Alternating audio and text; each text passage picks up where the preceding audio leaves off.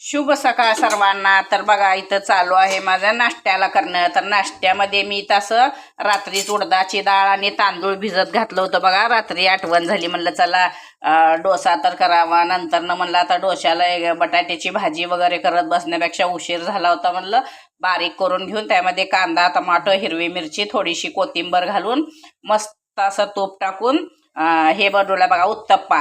असा उत्तप्पा खायला किंवा उत्तप्पा म्हणायचं किंवा टोमॅटो ऑमलेट म्हणायचं, त्याला दोन्हीही पण नाव आहे. ते असं पण केल्यावर खूप छान लागतं. आणि त्यामध्ये मी काय केले, एक असा मोठा असा चमचा दही घातले बघा.